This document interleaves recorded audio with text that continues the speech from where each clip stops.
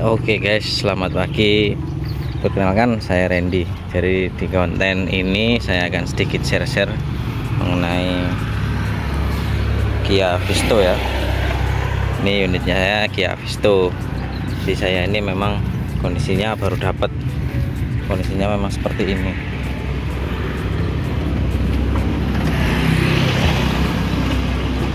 Ini saya dapat posisi suratnya sudah mati nih. Posisi plat nomornya mati tahun 2019, jadi saya akan urus.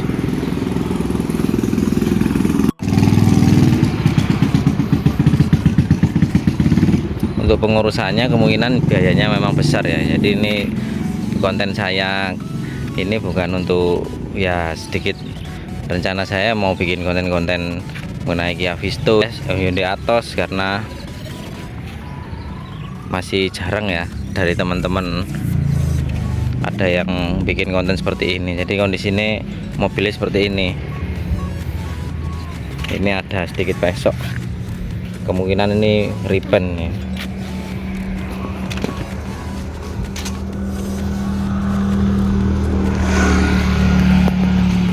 Atasnya juga pakai skotlet. Ini juga cat apa ya, pernisnya ini sudah kayak hilang nih, spoilernya. Ini juga kemungkinan juga sama. Oh, ini pesok, ini pesok dari atas ini.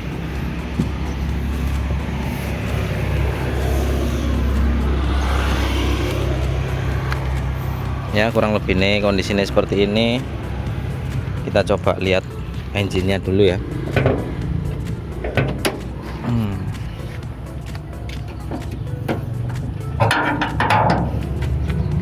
Jadi saya kemarin dapat mobil ini harganya sekitar 30 juta. Memang murah, tapi kondisi plat nomornya juga mati.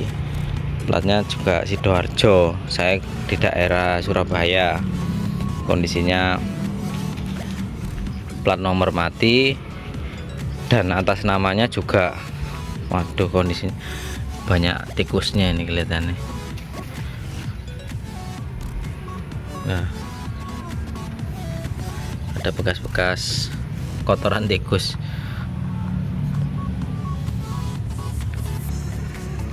Kalau kondisi aki ya seperti ini ya. Kebetulan atas nama sebelumnya kena pajak progresif, jadi saya harus lunasin dulu pajak progresif sebelumnya. Jadi biayanya kemungkinan banyak. Ini pajaknya bisa 1,7an kalau nggak salah. Sebenarnya kalau umumnya Hyundai Atos, Kia Visto ini pajaknya sekitar 1 jutaan. 1 jutaan karena ini kena progresif jadi 1,7. Seperti itu. Mesinnya ya nggak seberapa ada kebocoran ya. Waduh, ada selang sudah tempelan ini. Harusnya ganti selang, ini kok dipakai plester.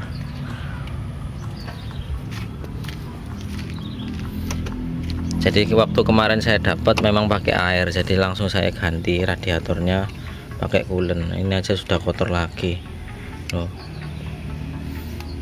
Ini juga minusnya juga banyak sih. Waktu dapat saya juga waktu make itu kaki-kakinya geledak-geledak semua. Kemungkinan kalau nggak ball joint ya dari kokelnya juga. Jadi di konten saya berikutnya nanti saya akan mulai perbaiki pelan-pelan. Nanti saya bagikan kontennya seperti itu mengenai Kia Visto saya ini. Langsung aja kita masuk ke dalamnya. Nah, dalamnya ini kebetulan bagian tombol klaksonnya ini memang rusak, plastiknya memang rusak, jadi saya lepas sekalian, saya kondisikan, saya plastiknya saya perbaiki dikit-dikit biar bisa dipakai untuk ngelakson. Jadi untuk sementara saya pakai ini klaksonnya. Nah, tapi kalau kita ngelakson gini, ketika ini positif kita pegang groundnya yang ada di sini, biasanya nyetrum, biasanya kerasa nyetrum di relaynya karena kan pakai relay. kondisinya seperti ini. Radionya ini masih original. Kalau AC memang mati AC-nya, jadi kemungkinan freonnya habis. Waktu dapat saya masih nyala sih, masih nyala, cuma kurang dinginnya. Power window-nya masih hidup semua. Kondisi joknya juga sudah dibungkus. Ini kurang tahu ya bungkus. Oh enggak, bungkus aslinya masih ada. Berarti ini dibungkus ulang luarnya, di cover lagi atasnya. Seperti itu. Coba kita nyalakan aja mesinnya supaya rekan-rekan YouTube bisa tahu suaranya. Jadi kekurangan Kia Visto ini tidak ada, kalau saya baca-baca sih tidak ada kontrol engine millnya ya. Jadi dia nggak tahu bacanya dari parking brake atau dari mana. Nanti saya coba baca-baca dulu ke manualnya. Kalau Hyundai Atos dia ada kontrol engine millnya, jadi supaya sensor-sensor mungkin ada kerusakan, jadi di engine millnya kita bisa baca berapa itu kerusakannya. Coba kita start dulu ya.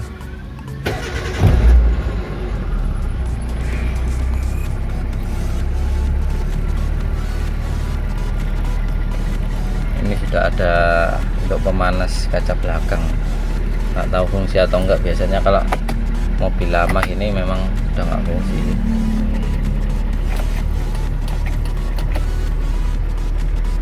Ini untuk lampu fog lamp ini. Radionya masih original, kayaknya masih bisa ini, cuma sudah jumplung.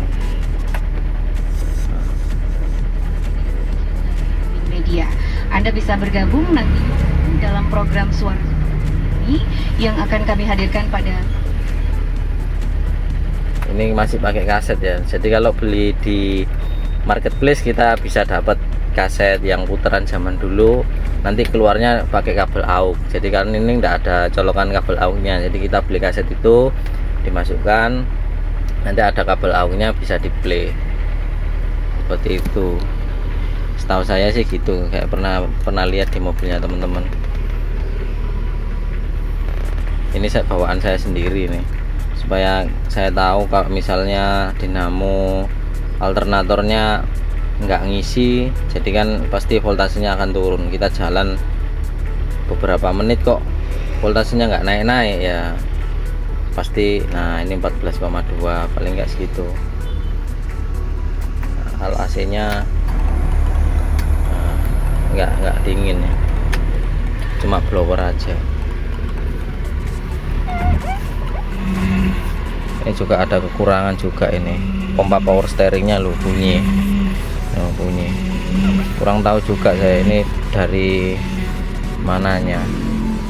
Kalau setahu saya kalau bunyi gini nih bukan dari sil-sil pompa power steeringnya. Jadi kalau dibelikan repar kitnya kemungkinan nggak bisa ya. Ini suara mesinnya seperti ini. Jadi ini posisi pompa steeringnya gini, pompa power steering berdengung ya.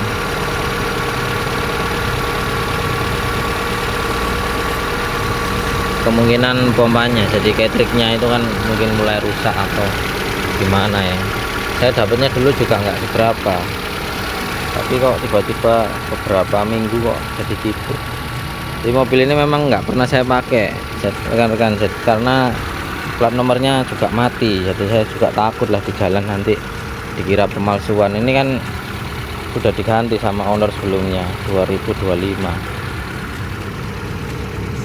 kan bisa termasuk pemalsuan. Nah ini sudah ada gejala-gejala kropos di sini. Kemungkinan ini riben ya, karena ini sudah pesok, terus dempulnya pecah-pecah semua, yang pintu belakang sebelah kiri. Lalu ini ada juga handle-nya pecah ini. Nah handle pintunya lah pecah ini, jadi nggak bisa buka pakai dari luar, nggak bisa, bukanya harus dari dalam. Kalau kondisi bannya yang depan ini masih baru, kondisi bannya masih baru. Ini tahunnya kita bisa cek di sini. Nah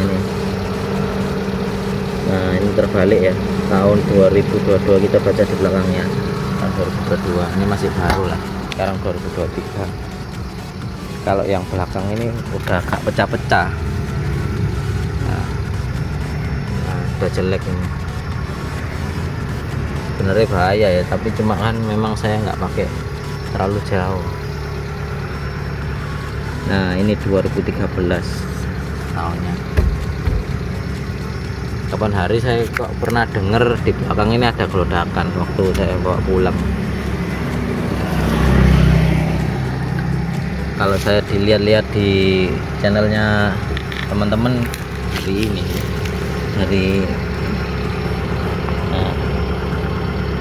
dari busing Singarem belakang. Nah kondisinya seperti ini kan. Mungkin teman-teman ada yang pengen punya Kia Visto atau Hyundai Atos untuk belikan istrinya ke pasar, cocok ini Pak. Ini kondisi bannya yang belakang juga sama ini, kiri kanan. Jadi yang baru ini depan aja, depan kiri kanan baru. Yang perlu diperhatikan kalau rekan-rekan mau membeli Kia Visto ya, ISC nya biasanya RPM nya naik turun seperti itu. ISC nya tempatnya itu di sini. Nah, sensor ISC, idle speed control. Ini sensor throttle body.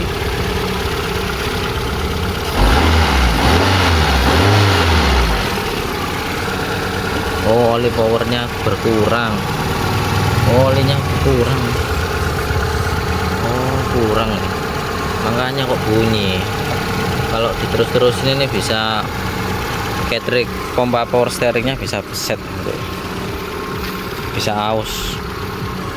Berarti ada kebocoran ini. Bisa jadi dari steering setirnya ini yang bocor. Oh, berkurang. Segini. Seharusnya paling nggak di antara min sama max. Berarti perlu dicek ini kayaknya.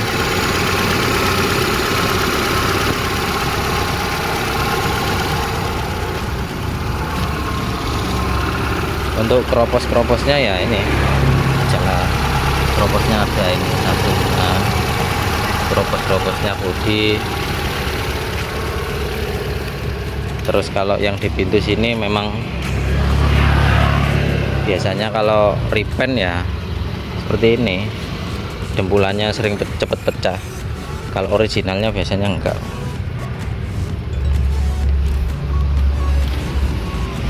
Sini enggak asap ya. Kebetulan saya dapat loh, masih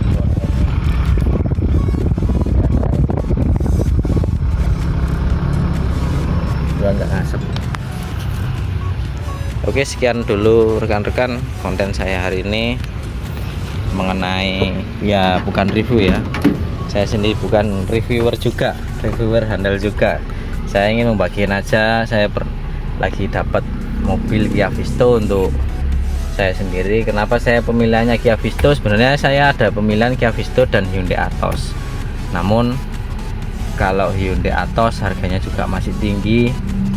Memang kalau space tempatnya lebih besar ya kalau Hyundai Atos daripada Kia Visto ini.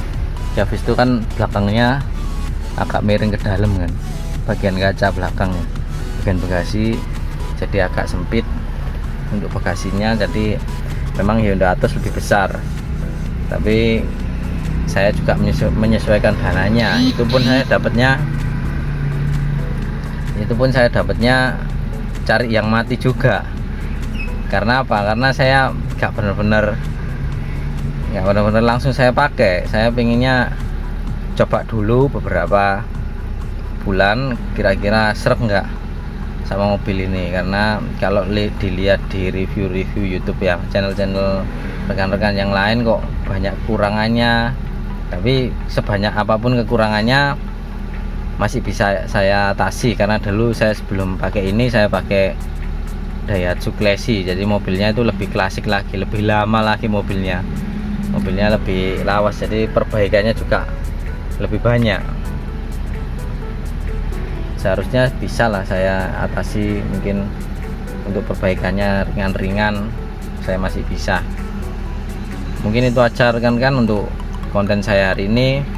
Terima kasih sudah menonton, jangan lupa like, share, dan subscribe supaya channel-channel saya nanti, video-video saya berikutnya bisa jadi berkembang untuk rekan-rekan semua mengenai Kia Visto, Hyundai Atos. Silakan komen rekan-rekan yang dari komunitas, mungkin ada keluhan atau mungkin ada masukan untuk ya tadi kekurangan mobil-mobil saya, ada di klakson, pompa power steering, ada di roda. Waktu kesan saya pertama bawa mobil ini kopling ya, koplingnya kok mobil sekecil ini kok keras gitu ya. Mobil saya dulu sedan aja nggak sekeras ini ya, mungkin belum terbiasa aja, mungkin. Sebenarnya kalau kopling berat itu bagus, berarti kampas koplingnya memang besar, kampas kopling D grupnya memang besar, jadi supaya pengembaliannya ketika dilepas kopling D grupnya mampu memberikan kembalinya bisa lebih cepat, karena pirnya kan pasti lebih keras. Seperti itu kalau logika saya sih. Mungkin ada masukan dari teman-teman komunitas Kia Visto, Hyundai Atos, silakan. Mas, mungkin Mas ini belikan itu aja Mas, lebih murah. Mas ini gini aja, dapatnya terlalu mahal. Silakan rekan-rekan komen di YouTube saya. Oke, sekian, terima kasih.